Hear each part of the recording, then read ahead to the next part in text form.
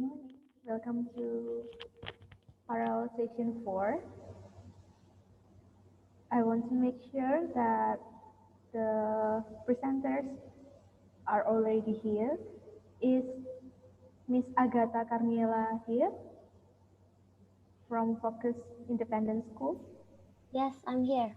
Okay, Miss, would you please to try to share your screen to make sure that it works?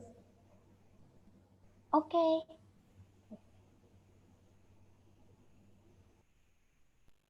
There.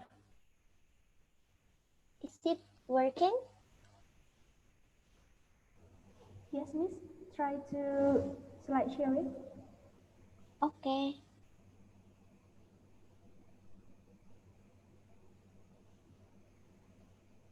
Wait, it takes time. All right, no problem. There.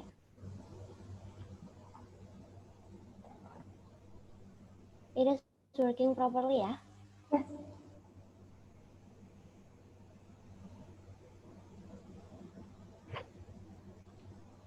Okay, thank you, Miss Agatha. You're welcome. Yeah, you can stop sharing. Is Miss Novia Teresia and Michael Ricard here? I'm Novia Teresia. I'm here. Okay, so would you please to try share your screen? All right. I will try.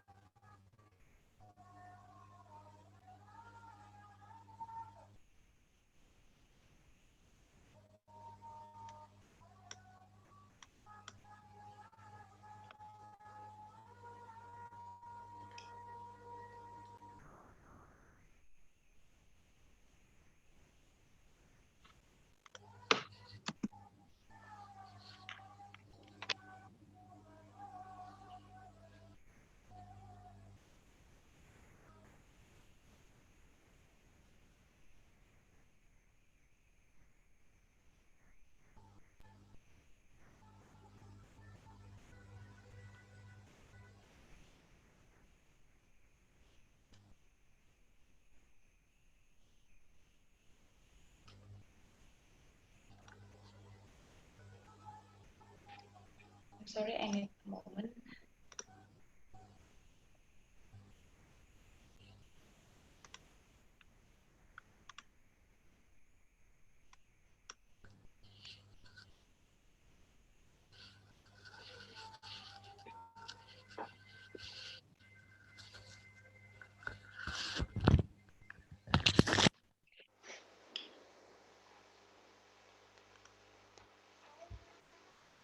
Yeah, this is my screen.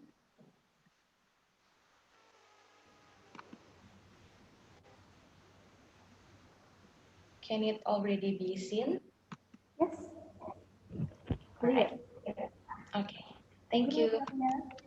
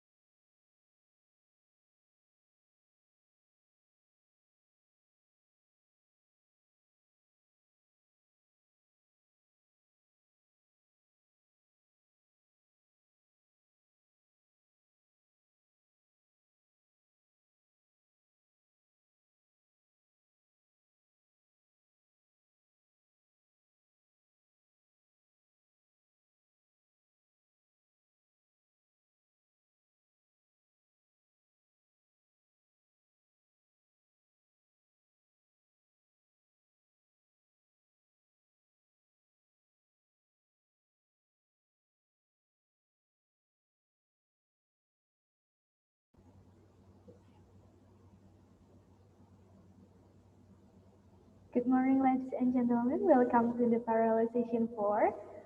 And let's start the parallel session 4, okay? So my name is Indri. I'm as the moderator for this parallel session. And, okay, sorry. Welcome to parallel session 4 of the 7th Language and Language Teaching Conference in this meeting. Before we start this parallel session, let me read the rules. First, each presentation will last for 15 minutes. Second, 3 presentations will be delivered in a row. Third, we will have question and answer session after all of the presentations have finished. Fourth, other rules can be found in the program book. So there will be 3 presentations that will be presented in this room. So without any further ado, so let's start with the first presentation entitled Applying Multisensory Approach to Promote Engagement in Primary English Home-Based Learning by Novia Teresia and Michael Ricord from Pelita Harapan University. So, Miss Novia, you have 15 minutes. You may start.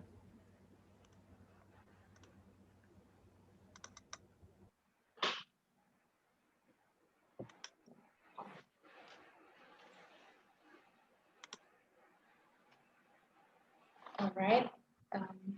Okay. Yeah, Mr. Mike. All right. Can you all hear my voice clearly?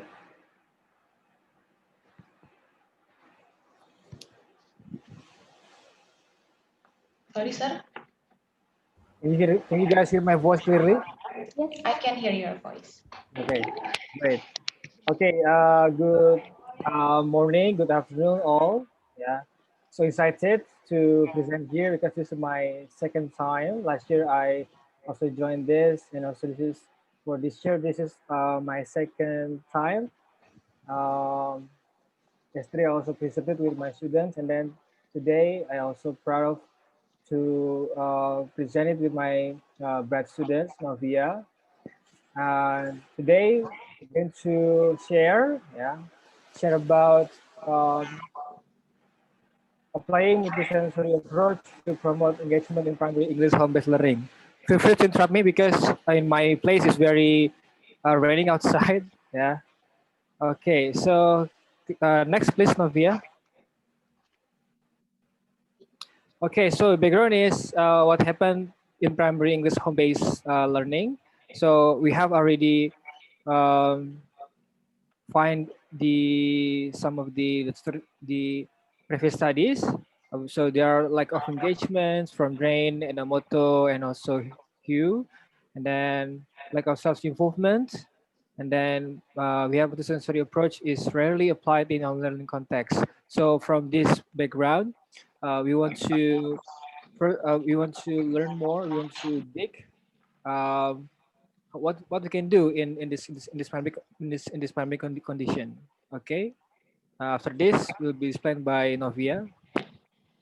Okay, thank you, Mr. Mike. I hope my voice can be clearly heard. Yep.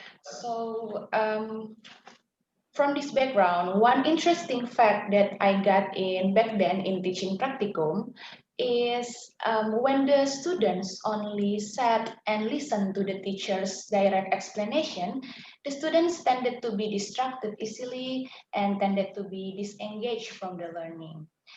Meanwhile, we know that engagement plays a crucial role in stimulating online learning because engagement is highly related with the successful and effective learning experience. Therefore, engagement is needed to achieve the learning objective. So the teacher function to recognize what the students really need in order to be engaged. So we introduced this approach, multisensory approach, but for the last decades, multisensory approach has been used in face-to-face learning, in physical, in face-to-face learning, not in online learning. But since multisensory approach can really promote engagement, we want to bring this atmosphere in face-to-face learning into the online learning context. So our study will answer these following research questions, which is first, how do English teacher can apply multisensory approach in primary English home-based learning? We will also find out the benefits as well as the challenges in applying this approach, and also finally to provide strategies to overcome every challenges that happen. Okay. So before finishing this paper, we have already done a teaching practicum in one private school located in Kupang, Indonesia, and we take English teachers, primary student grade 1, 2, 3, and 6 as the participant. And also we take the data from the researcher's reflection, the observation form, lesson plan, and the teacher mentor's feedback. So I will explain about the students' engagement first. So basically, students' engagement is about the students' willingness to participate in the learning process, and also the connection that the students can make with the learning process. So these are some criteria of engagement that the teacher can use to measure students' engagement, particularly in online learning context. This was pointed out by Jones in 2009. So first, this is about positive body language. This is about the student's position, body position, whether the students sit right in the position or they just move around the house without being instructed. And then also there is consistent focus, whether they focus to the material or they easily distracted with another things around them. And also there is verbal participation that we can see when the students can give their ideas, insights, or they answer question, or they ask relatable question.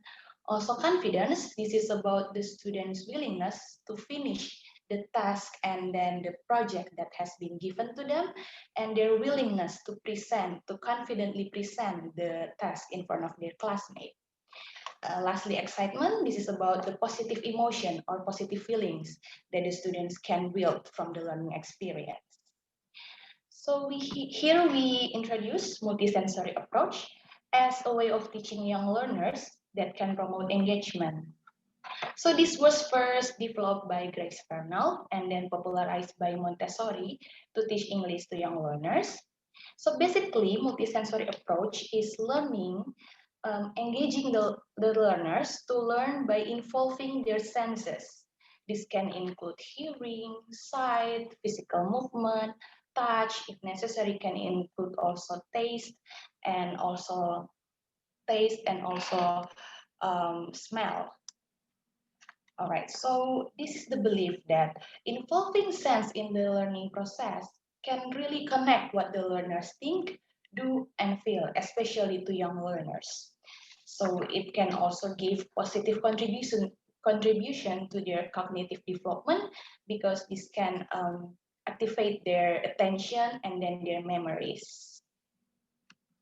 So to maximize the learning using this approach and to engage the students from the opening session until the closing, the teacher must recognize also the students' character. So these are some characteristics of young learners pointed out by Harmer, 2015. First, the young learners, display curiosity about the things around them. Therefore, they can be easily distracted by anything around them, but they can also learn from that. They gain understanding not from the direct explanation, but they gain understanding from what they see, hear, touch, and what they can interact with. They also love talking, especially about themselves. So whenever the teacher can use the students' daily life activity as the topic of the conversation, it can really engage the students. And they have limited attention span. According to Harmer, it only took more like 10 minutes for the students to finally get distracted, unless the learning experience can really engage the students. So to answer the first research question, I will explain it in a chronological order first. So how do the English teacher apply the sensory approach in primary English home-based learning? First, before the session, the teacher can consider the observation about the students to make sure what activity can best fit the students. And then also don't forget to make the lesson plan and also prepare the materials. Based on my experience in teaching practicum, the teacher will send all the materials needed to the student's house, to the student's place. But if it is impossible, the teacher can have the parents to prepare the materials for the children. And then next, during the session, we implement also blended learning. So there will be asynchronous and synchronous session. And we apply this approach both in asynchronous and synchronous session. And then after the session, this is more about the encouragement, how the teacher encourage the students to apply the language in another tangible action. So for example, this is how I apply multisensory approach to my students. For example, in teaching about parts of the body to grade 1, first in asynchronous session, I have prepared the module, and then in the module, there will be color codes. So color codes is basically teaching language to young learners by making them labeling certain concept with certain colors. This will engage their sight, the sense of sight first, and this will really help when the students do not yet know how to read. And then in the module there will be color codes, and the more detailed explanation will be in the form of video. I have prepared the video, then it can engage their hearing also. And then in this asynchronous session also, one of the activity that I apply is art and craft, in which language can play a key part because they will read or listen to the explanation of required instruction before they apply, and they can play with object, manipulating object, creating something out of what they heard from the language. Next, in the synchronization, I once again explain the concept of body parts, but using gestures. So I introduce, this is eye, you use your eyes to see, and then after that, after doing the gestures, the students will follow the gestures. This can really engage them because they can finally move around, they can do certain gestures, and they can really contribute it to the learning process. And then, for example, also when I teach about observation, 2 minutes left. yeah, to grade 2, I make the students grab any objects around their house, and then I have the students play with object around the house, and they can also observe that object, the amount or the color of the object, and they can present also their observation in front of their classmates. Yeah, so yeah. The benefits also that I get is engagement can be positively promoted and the lesson material can be successfully delivered. However, there are some challenges, which is when the students can finally engage to the learning, they tended to not follow the rules. They tended to just speak without raising hands like that. So what I do to overcome this is I do some repetition about the rules and procedures, and I let them follow the rules and procedures first before participating. And I also give appreciation and feedback before closing the learning. Yeah, so that's all about applying multisensory approach to promote engagement. In some, it can be positively promote the engagement and make this lesson successfully delivered. What I can suggest is parental involvement maybe is highly required to monitor the students' behavior. And the next session may maximize the home-based learning by maintaining the social interaction among students. That's all from my presentation. All right, thank you. Okay, thank you, Sylvia and Mr. Michael Sihombing from Universitas Pelita Harapan, right? Okay, so thank you for the interesting topic. I really love it. Okay, so uh, let us move to the next presentation. The next presentation will be delivered by Ms. Setyaningsih Rahmania Sumantri and Didin Syahrudin from Universitas Pendidikan Indonesia,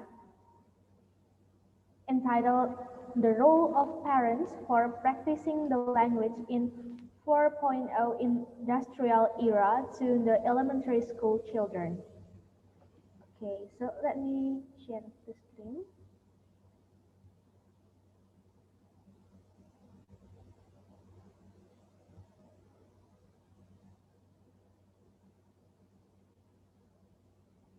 Okay, Ms. Setyaningsih, you have 15 minutes. Okay. Thank you, Indri, and good morning, everybody. My nickname is Nia. I'm from Bandung. So I'm representing the ongoing research, yeah, in this case with my colleague, Pak Didin Syahrudin. But I will be the one who will explain about our research. Okay.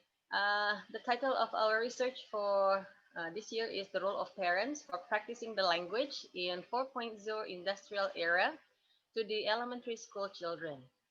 Okay. All right. What we would like to find out with this research is that Sundanese, yeah, in this case is our local language, is diminishing. Yeah, bit by bit, it has gone off, has gone out, has gone somewhere. Yeah, and has not been practiced by many of the elementary school students. Okay. And here, according to Mulyana, 2013, that only 40% of children, especially in elementary school students in West Java, can speak the local language. It means that, of course, 60% of them uh, either they don't know the language or they try they're not familiar with the language. Okay, and in this case is the 40% is where the both parents can speak the language.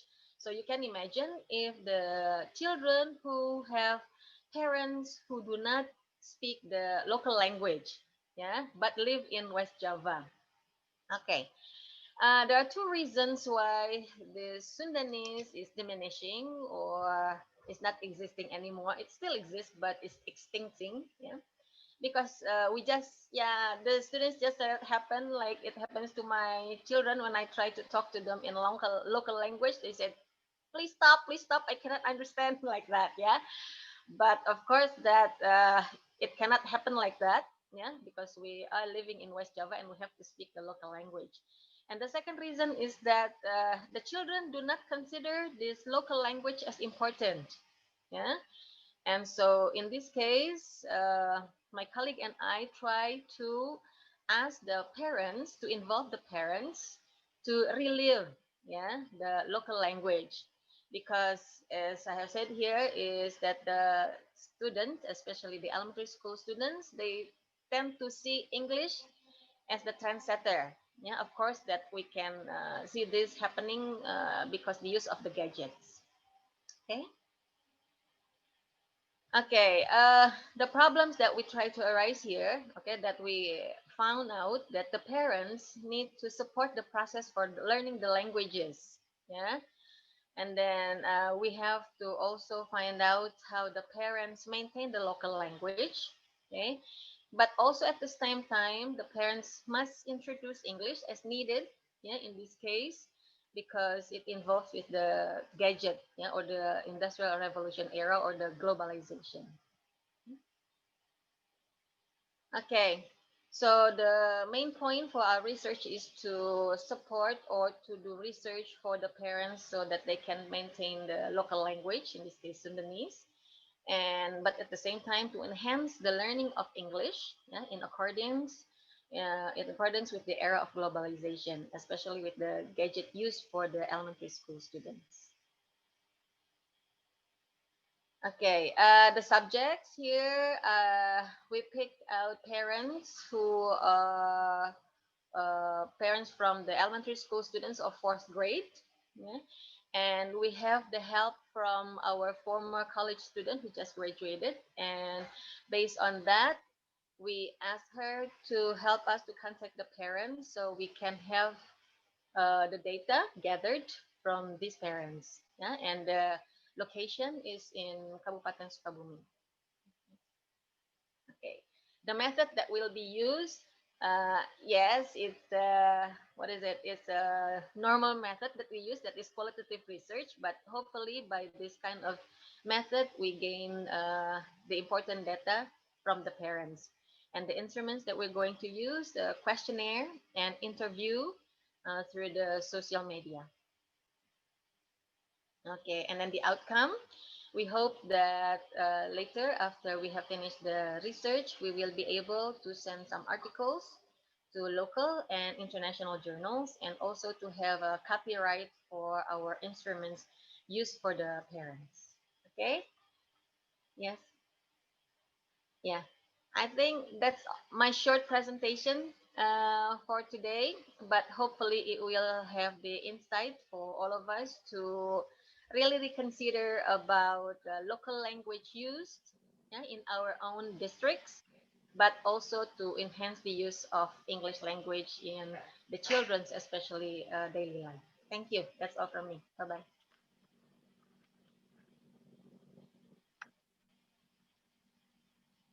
Okay, thank you, Ibu Yaningsih from Universitas Pendidikan Indonesia. Thank you for the insightful presentation. That was amazing. Okay, so let us move to another presentation. The third presentation will be delivered by Miss Agatha Karniela Nugraheni.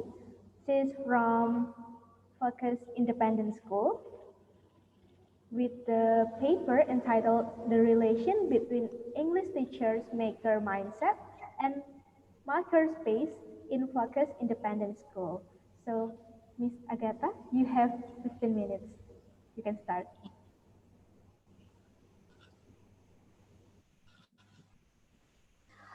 Thank you for the time, dear moderator, and good afternoon for all the participants in this room.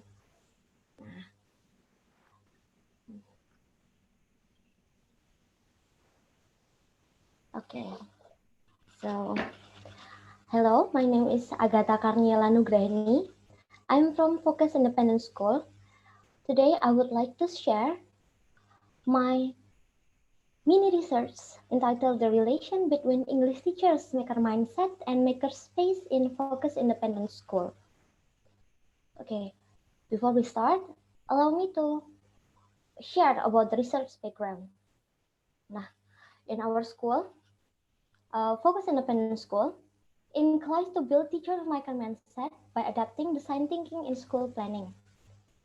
FIF teachers are trained with design thinking and Bloom's taxonomy to forge their maker mindset.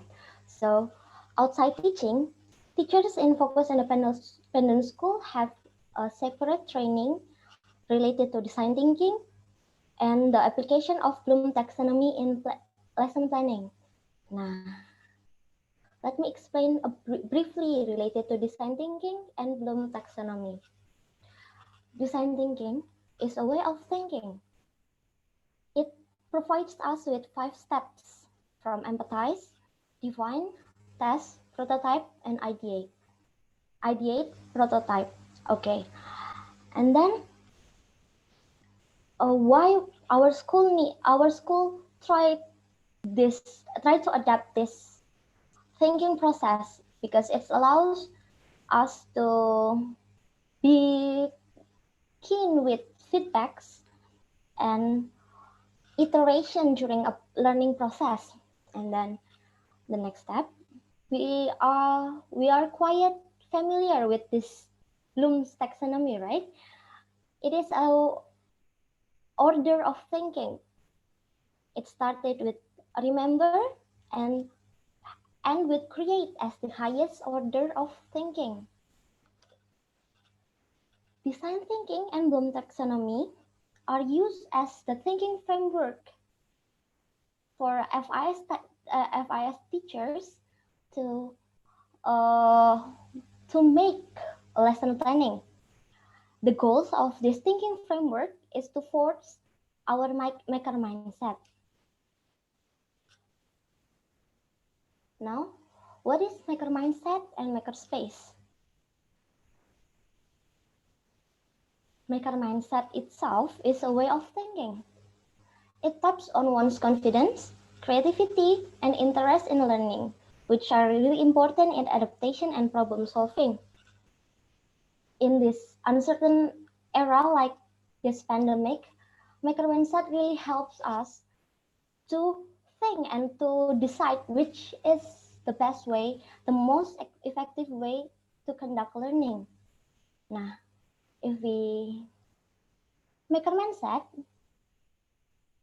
if we talk about maker mindset, we also talk about maker space. What is a maker space? Maker space is a divergent working space that gives maker opportunity to explore and train different kind of skills. But makerspace is not limited to a place. It also talk about the tools and the tools of learning, the security of learning, the roles of learners and teachers, and then also we have the strategies in conducting learning. It is all included in makerspace.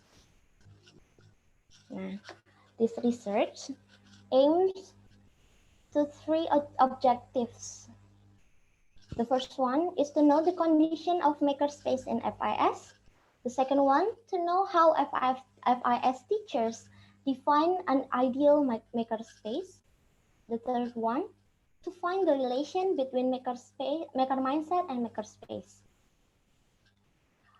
The researcher used observation and interview in conducting the research. First, let's talk about makerspace and FIS according to the respondents' point of view. As I mentioned before, makerspace is not limited only on place. So we also talk about tools, security, role, and also strategies. If we talk about the environment, we talk about the place to conduct a making process.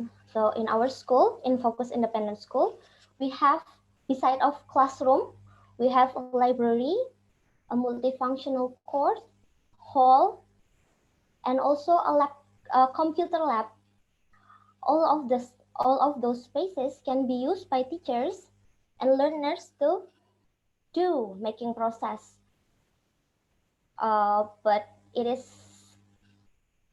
not used since we have home-based learning during this pandemic. And then for the tools, so I am teaching in a primary level. The tools that the teachers use usually is craft tools like papers, scissors, flannels, and sticks, something like that, to support the making activities. And then the third one, we talk about the security. When we talk about security, it deals with policies, rules, and regulation around the school. It is also related to school calendar, school agenda, deadlines, working hours, and so on and so forth. The role. Nah, in our school, we have mentors. The job of the mentors in our school is to supervise our lesson planning, to give us constructive feedbacks on our lesson plans so that we can create a maximum and meaningful learning for the students. The last one, we also talk about the strategies, how we include making in our learning strategies, because as I mentioned before, we are focusing on adapting design thinking and Bloom taxonomy in our learning to forge our maker mindset. So we try our best to incorporate making in our learning strategies. The second topic, I would like to talk about the ideal makerspace based on the respondents' point of view. Now, after we see what kind of makerspace that we are talking about here, I do an interview with English teachers in our in Focus Independent School, and to ask their kind of ideal makerspace. From that interview, I can draw two categories of ideal makerspace based on the respondent view. The first one, the respondent who wants to maximize what's available. So for this category, the respondent believes that any spaces and tools available can be used to create a makerspace. The second category is believe that upgraded space is better. So they believe that school needs to upgrade and add more facilities to facilitate an ideal makerspace. Here are the quotation from the two respondents that I take. Respondent A support the first group. The person say maker mindset is the key to get the best use of makerspace. So it is supporting the group that maximize what is available. For respondent B, in quote, the person said, reflecting on FIS limited space, providing more workstation can be a considerable idea for students to set up their work. So this quotation support the second group that said upgraded space is better. Nah, so from the data, I can conclude I can find two relation between makerspace and maker mindset. The first one, maker mindset is the gear to create a suitable, a sustainable makerspace. So it highlight more on the maker mindset to make the makerspace. The second relation is upgraded makerspace nurtures one maker mindset. So it deals more on the makerspace. So the more sophisticated, the more upgraded makerspace will nurtures one's ability to grow maker mindset.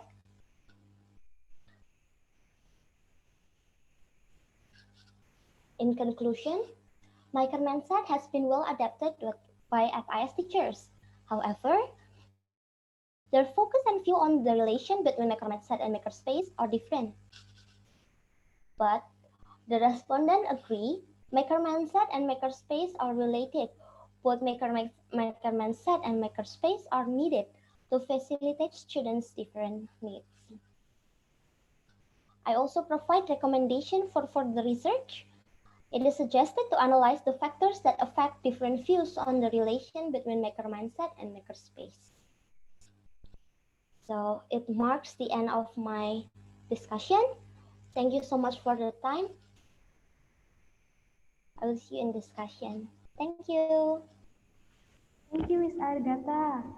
That was new knowledge for me, I think. Okay, so now, ladies and gentlemen, let us move on to the question and answer session. So if you want to ask directly, you can click on the raise hand and then directly say address your question. Don't forget to mention your name and your affiliation. So here in the chat box, we have three here. The first one is from Miss Agatha Carniela from Focus Independent School. It's such a great discussion, Mr. Michael and Novia. I also work on primary level. Engagement is really important in learning. Multisensory approach is great to build engagement. Do you have any suggestion to maintain the engagement throughout the lesson? Thank you for sharing. So this is for the first presenter, right? Okay. All right, I will answer the question. So another way to maintain the engagement is, as I said, the characteristics of the students, they love talking about themselves. So when the learning can really connect to their daily life or their personal life, they can finally get the connection. So I suggest in the beginning of the session, in the opening session, the teacher can engage by asking about their life, what are they doing, what they are up to, or whether they have had their breakfast, what they have for their breakfast. It can really help. Another way that I use is during the lesson, every 10 or 15 minutes in this in synchronization, I give them time to do stretching, just move around the house maybe, or do the toilet time, so that when they come back, they can finally focus again to the learning that is going to be delivered to them. So yeah, maybe that 2 point can really help to maintain the engagement throughout the lesson. Thank you for the answer, Miss Novia.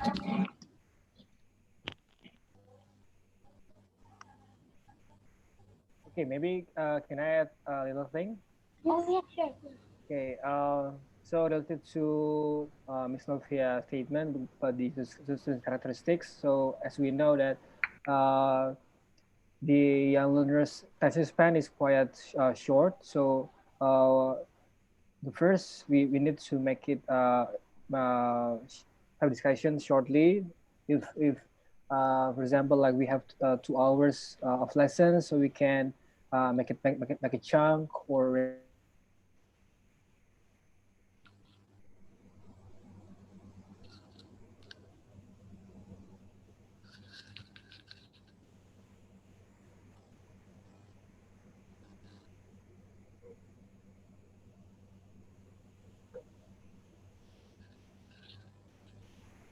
It's freezing, right? Yeah, it's breathing. Okay, okay. Okay. Maybe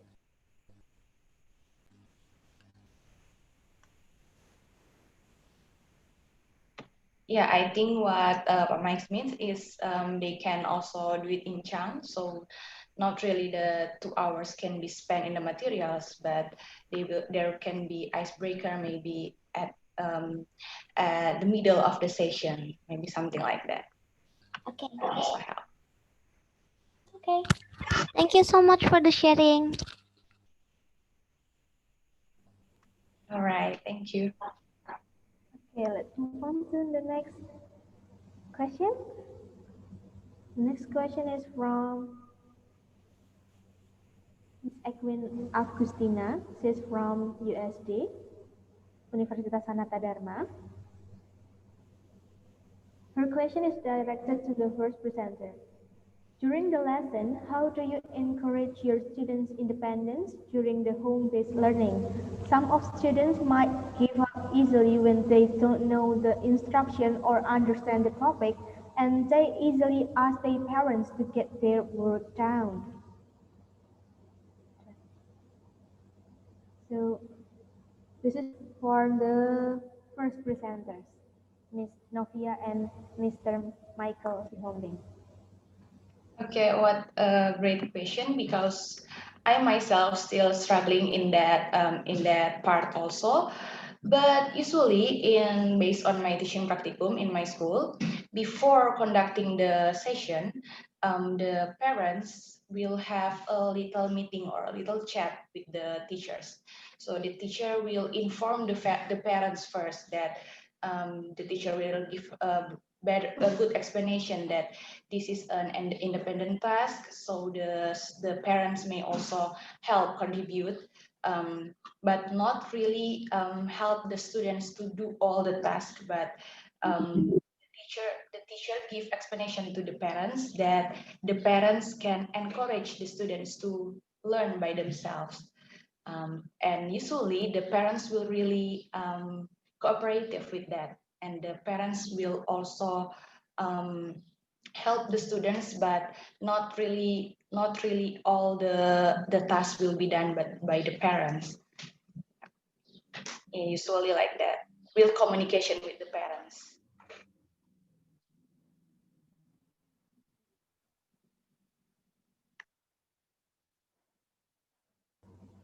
Okay, Okay, Mr. Michael, do you want to add? I'm so sorry. It's raining so hard in my area. And then I just disconnected. And can you please repeat the questions?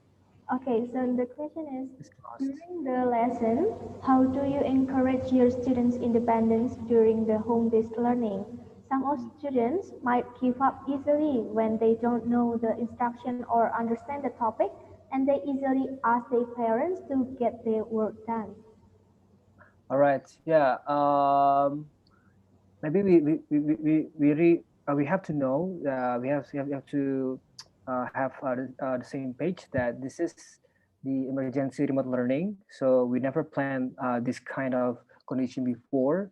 So I agree with our ministers of education's direction. So we need to focus on the what really important first, and then the extra materials we can discuss later on. So the first, yeah, we focus on the very important one, and then like Navia said, I also agree. We need to communicate with the parents, and then I think the another one, uh, we can also try to give the personal approach to our students. I think our students now is quite open. I think in our research with Ovia, the students tend to be more comfortable in this kind of media. Some of students were not that open if it is in the physical interaction, but in the virtual interactions, some of them are open. So we can give this personal approach, and then maybe not easily judgmental to our students, yeah, because everybody is dealing with the heart condition, and then we need to really give more empathy in this pandemic. I think that's all my question. This is my answer. Okay, thank you for the answer, Mr. Michael and Miss Novia from Universitas Pelita Harapan. And now let's move on to the next question. Here we have from Mr. Ferian from Universitas Pelita Harapan. The question is addressed for Miss Agatha. Agatha, thank you for your fruitful presentation. It is a really great new information for me. I have some questions regarding to your presentation. Can makerspace improve critical thinking also? In what ways it can enhance critical thinking? Do you have any suggestion for the tools that can be used in this method which are more feasible for online learning? Thank you very much. Okay. Thank you for the question that is given. So, and we are talking about, I will try my best to give the explanation, yeah. They are related to design thinking and also maker mindset and maker space, because I'm not focusing on critical thinking, but if we see in Bloom taxonomy and also design thinking process, the goals is also to train students critical thinking and reasoning. So we will ask the students to find the reason behind the decision, the reason why they choose certain topics, the reason why they make something. So indirectly, it's also enhanced students' critical thinking. And related to the any suggestion. Okay, the chat is cleared in mind. The second question, can you repeat, Miss Indri?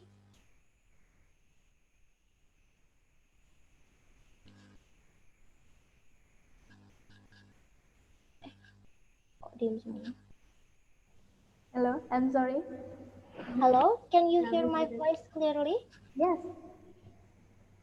Okay, so what is the suggestion on enhancing critical thinking using makerspace? Is that so? Is that the question? Yeah. Yeah. Yeah. Okay. So makerspace helps students to work on their creativity. They are challenged, the students are challenged to, okay, the students are challenged to taps on their interests, taps on their creative side, and to finally make something. And maker mindset is not limited to a certain space, as I mentioned before. So it is our task as teachers to design, to make the suitable makerspace that meets our students' need. For example, uh, I am teaching English. I need the students to speak. So I will create a makerspace that that trains students to speak. I will choose the topic that makes students interested to speak. For example, the topics that are close to their life, close to their daily life. So maybe I will set the room or the classroom and the furnitures to for example, the topic is forecasting. So I will set the classroom like a forecast place so that students can really experience and really feel the learning. So I hope my answer is helpful, and I hope it answer your question, Mr. Ferian. Thank you.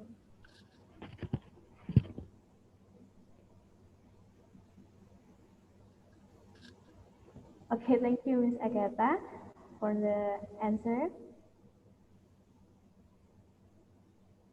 Okay, is there any question? Any, any else? Anything else?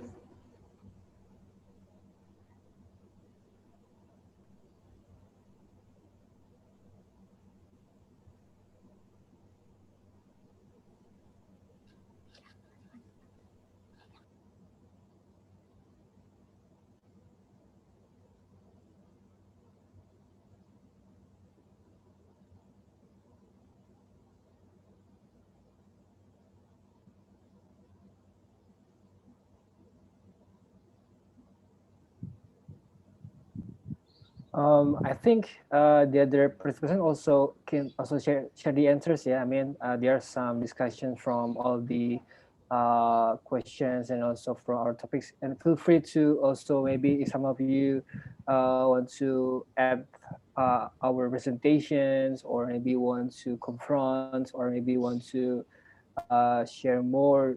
Yeah, I think feel free. Yeah, it's not we just sharing. The presenters only share our idea.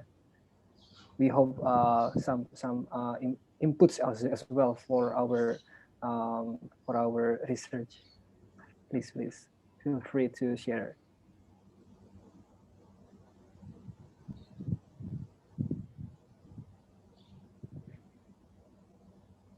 Oh, honestly, I have a question. This is for the Miss Agatha and also from Mr. Michael and also Miss Novia. Are you Sure. teaching elementary school? Maybe Novia, you can answer first. I myself is a student teacher and I have done my teaching practicum to primary students. Oh yeah, I want to know about uh, in elementary school there is a approach of using Montessori, right? Can we learn Montessori by ourselves? I mean, should we go to the special school that is taught about Montessori or something? Can we learn it independently about Montessori like that? Yeah, thank you for the question. I myself learned it independently, actually with my mentor teacher. He gave me the insight about this topic. So I start to gather the information from Google Books or from journal, and also I start asking about about that to one of my friends in another school, and then we share a lot about that. So yeah, I really learned this independently actually to do this paper. Okay. So I mean, if we want to learn about Montessori or like a multisensory approach like that, so we can learn independently. So we don't need to go to the special school for the Montessori like that. I think so, but maybe to maximize it, if there is any course or any special school that can really teach about that, I think that can be better. I think rather than just explore it by ourselves. Okay. Thank you, Miss Navia. Okay, I think for me, actually, to be honest, I'm not a specialty in teaching for young learners. I'm a lecturer, but I think here we have Busiana from also from faculty of Teachers College, Faculty of Education, and then her specialty is teaching English for young learners. Maybe Busiana want to add something?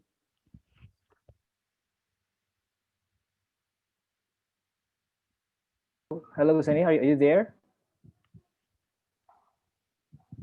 Busiana also the alumnus from Sanata Dharma. Wow. Yeah.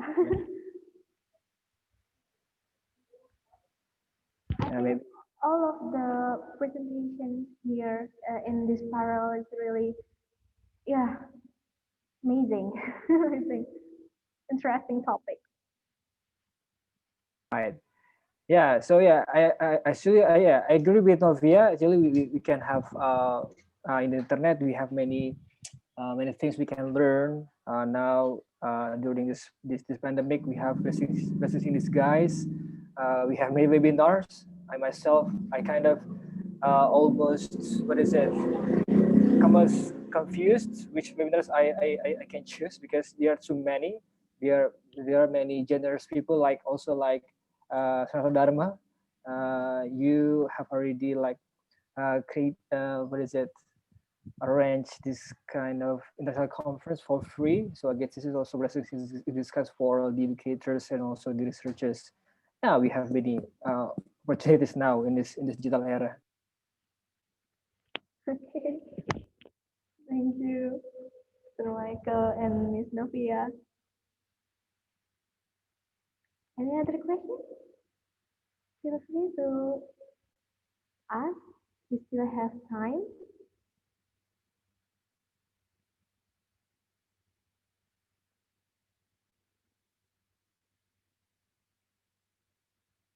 Tak tahu Mas sampai jam berapa ya?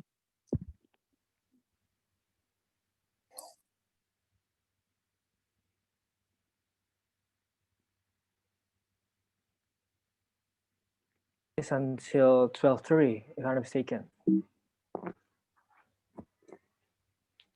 Yes.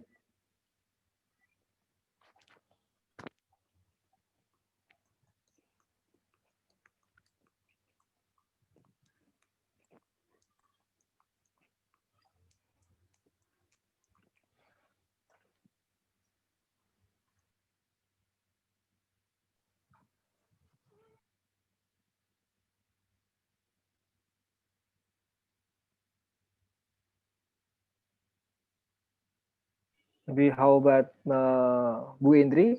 Maybe do you teach in a primary students or maybe you can also share your experience? Yes.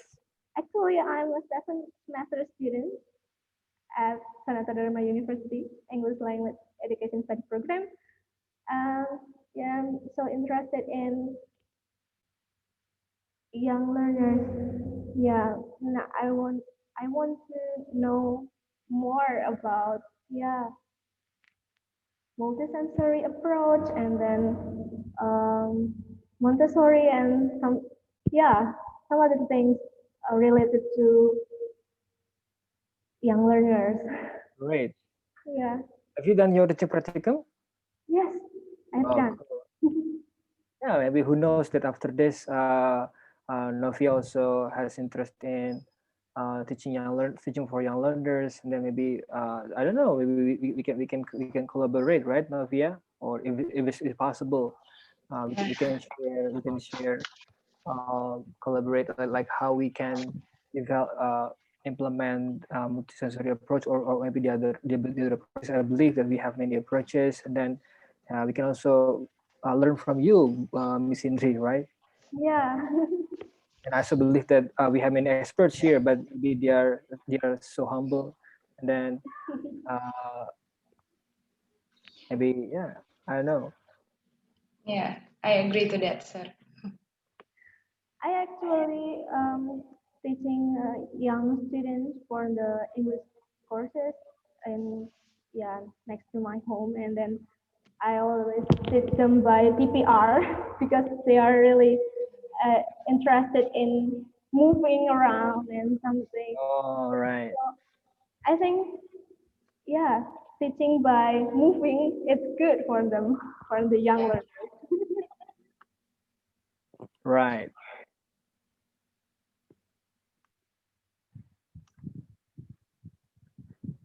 Okay, so I think this is enough for this parallel session. After this, we still have, after this, the committee will have the lunch break, and then after the lunch break at 13:30, we will have keynote speaker from the fifth and the sixth keynote speaker. So uh, please join again in the main Sure. room of the Zoom, so you can watch and listen to the keynote speaker. We have two keynote speaker after this. So uh, before we end this session, let us having virtual photo session. Sure. So open, turn on your camera. Okay. Thank you. Are you ready? Yes.